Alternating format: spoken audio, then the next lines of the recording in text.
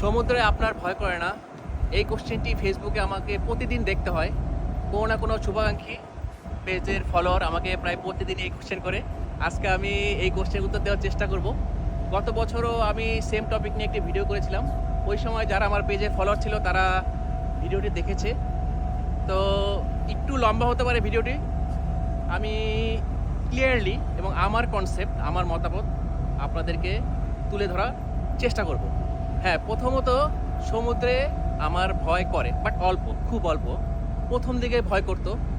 আমরা যেমন বাসা বাড়িতে নতুন কোনো এলাকায় বা নতুন কোনো দেশে আমাদের জীবিকার তাগিদে যদি আমরা শিফট হই, তখন কি হয়, প্রথম আমাদেরকে জিনিসপত্রের দাম বেশি মনে হয়। আমরা জিনিসপত্র খুঁজে পাই না। কোন স্কুলে ভর্তি করবো ছেলে মেয়েদের, চাকরি করতে বাসা থেকে ডিস্টেন্স অফিসের অনেক বেশি, বাজার কোথায়, অনেক কিছু আমরা তাল মেলাতে পারি না। কিন্তু কি হয়, মাস যায়, বছর যায়, এক সময় ওই নতুন এলাকায় আমাদের প্রিয় হয়ে যায়। তো মানুষের শরীর, মন সব কিছু নতুন জায়গায় অ্যাডপ্ট করে নেয়। তো এখানে সমুদ্রে থাকতে থাকতে আমি 2004 সাল থেকে সেল করছি। তো সবসময় সমুদ্রে থাকি না, মেইনলি 4 মাস জাহাজে থাকি, তারপরে বাসায় 4 মাস 6 মাস, কখনো কখনো 8 মাস ছুটি কাটাই, আবার আসি, আবার 4 মাস কাটাই।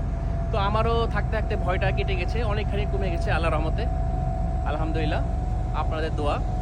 আর অনেকের মনে একটা বড় ভুল ধারণা যে ঝড়, সাইক্লোন, ডিপ্রেশন, নিম্নচাপের কারণে জাহাজ মনে হয় ডুবে যায়। আর ফেসবুক, সোশ্যাল মিডিয়াতে সব জায়গায় রাফ ওয়েদার নিয়ে উত্তাল ভিডিও একবারে ভাইরাল হয়ে গেছে। বাট এই ধরনের উত্তাল সমুদ্র আমিও ফেস করেছি, বাট খুব কম। আপনাদেরকে একটা মজার ব্যাপার শেয়ার করব যে জাহাজ যে ডুবে যায় তার পিছনে অনেক কারণ হতে পারে। তো মেইনলি কয়েকটা কারণ আমি আপনাদের কাছে এক্সপ্লেন করব। প্রথম কারণ হলো পলিউশন। যদি এক জাহাজ অন্য কোনো জাহাজের সাথে লেগে যায়, আবার বিভিন্ন সময় দেখেছেন যে জাহাজ ব্রিজের সাথে যে ধাক্কা লেগেছে, তো পলিউশনের কারণে জাহাজের তল ফেটে গেলে জাহাজ ডুবে যেতে পারে। এটা হলো 1 নম্বর কারণ। এটা আমি বানিয়ে বলছি না। আপনার যদি বিশ্বাস না হয়, ইন্টারনেটের যুগ, আপনারা গুগল, ইউটিউব যে কোনো জায়গায় সার্চ করে দেখতে পারেন। দ্বিতীয় কারণ হলো গ্রাউন্ডিং। গ্রাউন্ডিং মানে কি, জাহাজের তল বা সাইড বা কোথায় যদি লেগে যায়। সুয়েজ ক্যানেলে গত বছর একটি জাহাজ দেখেছিলেন, এভারগ্রিন, পুরা চ্যানেল ব্লক করে ফেলছে ওর গ্রাউন্ডিংয়ের কারণে। তো গ্রাউন্ডিং কারণেও জাহাজ ডুবে যেতে পারে। তৃতীয়টি হলো লস অফ স্টেবিলিটি, মানে নিয়ন্ত্রণ বা ভারসাম্য হারানো। এখন জাহাজ তার নিয়ন্ত্রণ হারাতে পারে বিভিন্ন কারণে। পলিউশন মানে ধাক্কা লাগা, গ্রাউন্ডিং মানে মাটির সাথে লাগা, এগুলো যেমন কারণ। বৈরী আবহাওয়া একটা কারণ। আর 4 নম্বর কারণ হলো এই সামুদ্রিক রাফ ওয়েদার, সাইক্লোন, ডিপ্রেশন যখন হাজির হয়, সমুদ্র উত্তাল হয়, সেটি হয় 4 নম্বর কারণ। কিন্তু সাধারণ মানুষ, আমি আপনাদের দোষ দিচ্ছি না, সাধারণ মানুষের সাধারণ দৃষ্টিভঙ্গি সবাই মনে করে যে এই উত্তাল সমুদ্রের কারণেই জাহাজ মনে ডুবে যায়। হ্যাঁ, সমুদ্র উত্তাল হলে জাহাজ কিছুটা দোলাদুলি করে, নড়াচড়া করে, বাট ডুবে না। একটা জিনিস আপনাদেরকে আজকে একেবারে স্পষ্ট করে শেয়ার করি। একটা জাহাজ বানাতে তার মালিক কয়েকশো মিলিয়ন ডলার খরচ করে। এই যে জাহাজটি দেখেন, এই জাহাজটির দাম হয়তো কয়েকশো মিলিয়ন ডলার। তো আপনাদের কি মনে হয় যে সে কয়েকশো মিলিয়ন ডলার খরচ করে জাহাজটা বানাইছে পানিতে ডুবার জন্য, শুধুমাত্র সমুদ্র উত্তাল হওয়ার জন্য? যখন এগুলো নিয়ে অনেক R&D হয়, রিসার্চ অ্যান্ড ডেভেলপমেন্ট হয়, এক সময় অনেক অনেক আগের যুগে জাহাজের তল বা নিচে, শুধু একেবারে নিচের দিকে, আমি দেখাতে পারবো না, আমরা এখন পানিতে ফ্লোট করছি, নিচের দিকে একটা প্লেট থাকতো। তো জাহাজে কোনো কারণে ফেটে যেত তল, তাহলে পানি ঢুকে যেত, জাহাজ তার স্টেবিলিটি হারাতো।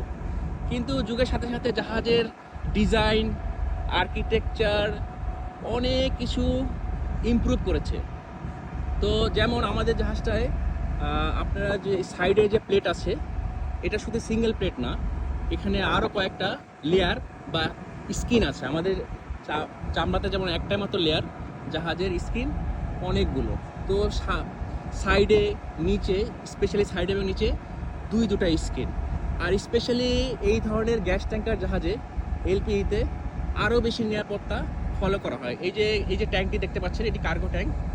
এই কার্গো ট্যাঙ্কের ভিতরে কার্গো আছে, কিন্তু তারপরে এর চারিপাশে, সাইডে, বেশি উপর না, চারিপাশে এবং নিচে হোল্ড স্পেস আছে খালি। সো ওখানে আরেকটা লেয়ার। তারপরে আছে ওয়াটার ব্যালাস্ট ট্যাঙ্ক, পানির দিয়ে ভরা থাকে। তারপরে আছে শিপ সাইড। সো টোটাল 1 2 3টা লেয়ার। সো কোনো কারণে যদি পাথরের সাথে লেগে, আইসবার্গের সাথে বা অন্য জাহাজের সাথে লেগে সেতুর সাথে লেগে যে কোনো সাথে লেগে যদি একটি তল ফাটিয়েও যায়, তাহলে কোনো কোনো কম্পার্টমেন্ট পানিতে ফিল আপ হবে। জাহাজ হয়তো কিছুটা কাত হয়ে যাবে, কিছুটা আনস্টেবল হয়ে যাবে, কিন্তু ডুববে না। সো জাহাজের মালিকরা $1 মিলিয়ন খরচ করে জাহাজ বানায় তাকে ডুবানোর জন্য না। তো বৈরী আবহাওয়া, রাফ ওয়েদার, ঢেউ, এগুলো যখন জাহাজ বানানো হয় এগুলো সব চিন্তা করেই বানানো হয়। আপনারা যেই উত্তাল সমুদ্র দেখেন, আমরা যে রাফ ওয়েদার রেগুলার ফেস করে থাকি, এগুলোর থেকে কয়েক গুণ যদি উত্তাল হয়, সেটার কথা চিন্তা করেই এটাকে ওই নিরাপত্তা বা সেফটি স্ট্যান্ডার্ডে জাহাজটাকে তারা বানায়। ভিডিওটি অনেকখানি লম্বা হয়ে গেল, আপনাদের সাথে অনেকক্ষণ বক করলাম, হয়তো আপনারা কিছুটা বিরক্ত হয়ে গেছেন। তো আর বেশি কথা বাড়াবো না। এতক্ষণ আপনাদের সাথে ছিলাম আমি শাকিল। আর সব শেষে বলবো যে আমরা যেহেতু মুসলমান, আমরা মহান রাব্বুল আলামিন আল্লাহকে বিশ্বাস করি। আল্লাহ পাক কোরআন শরীফে সূরা আল ইসরা আয়াত 66-এ জোর দিয়ে বলেছেন যে সমুদ্রে আল্লাহ জাহাজ চলাচল করান যাতে মানুষ তার অন্বেষণ আবিষ্কার করতে পারে। মানে মানুষ জাহাজ যখন সমুদ্রে চলে, আল্লাহর নিয়ামত সাথে থাকে। কারণ আল্লাহ যখন পৃথিবী বানিয়েছে, পৃথিবীর বেশিরভাগ অংশই পানিতে এই নিমজ্জিত, এবং মানুষ এক সময় এক দেশ থেকে আরেক মহাদেশ আবিষ্কার করতে গেছে, সেও জাহাজ দিয়ে গেছে। সে জানে যে মানুষ এখান থেকে আরেক জায়গায় এক্সপ্লোর করতে যাবে, খাবারের সন্ধান যাবে, বাণিজ্য হবে, মালামাল এখান থেকে ওখানে যাবে। সমুদ্রে যখন জাহাজ চলাচল করলে আল্লাহর বিশেষ নিয়ামত সবসময় থাকে। সূরা ইব্রাহিম আয়াত 34-এও আল্লাহ তার জাহাজে যে সমুদ্রে চলে তার নজরদারি তার উপরও জোর দিয়ে বলেছেন, এবং তার যে অনুগ্রহ এবং তার যে আশীর্বাদ থাকে সেটাও সে কনফার্ম করেছেন। সো সব কিছুর শেষে আমি এটা বলেই বিদায় নিব যে সমুদ্রে ভয় পাওয়ার কারণ আছে, হ্যাঁ ডেফিনেটলি কারণ আছে, বাট আমার পার্সোনালি খুব একটা ভয় লাগে না, কম লাগে বা খুব কম লাগে। সো দোয়া করবেন আমার জন্য। তারপরেও মানুষের বিপদ আপদ কোনো ঠিক ঠিকানা নেই।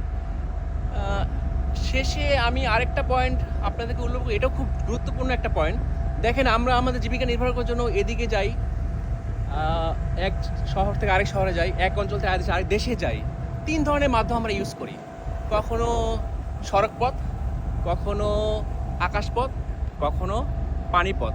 আপনি জেনে অবাক হবেন যে পৃথিবীতে পানিপথ হলো সবচেয়ে বেশি নিরাপদ। সবচেয়ে বেশি মৃত্যুর হার হলো আকাশপথে। আল্লাহ না করে কোনো একটা প্লেন যদি হঠাৎ করে ক্র্যাশ করে, যদি 200 জন প্যাসেঞ্জার থাকে, বেশিরভাগ ক্ষেত্রে দেখা যায় যে 200 জনের ভিতরে 200 জনই মারা গেছে।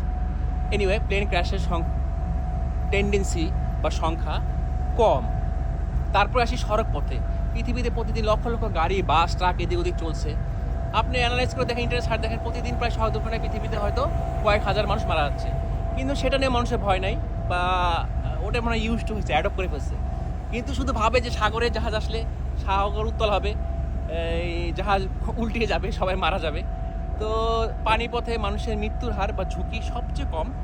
পানিপথে পরিবহন করা পণ্য করতে যারা এগুলো এক দেশ থেকে আরেক দেশে নিয়ে যাচ্ছে, এক অঞ্চল নিয়ে যাচ্ছে, তাদের খরচও কম পড়ে, সময় বেশি লাগে বাট খরচ অনেক কম পড়বে, এবং সেফও, এবং অনেক বেশি মালামাল একসাথে বহন করা যায়।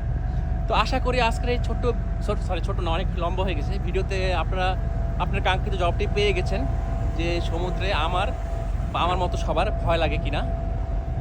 তো আপাতত বিদায় নিচ্ছি, আল্লাহ হাফেজ। আমার জন্য দোয়া করবেন। শিব সেলো শাকিল পেজ থেকে আমি ছিলাম এতক্ষণ। আশা করি ভবিষ্যতে আবার কোনো ভিডিও নিয়ে আবার হাজির হব। আসসালামু আলাইকুম।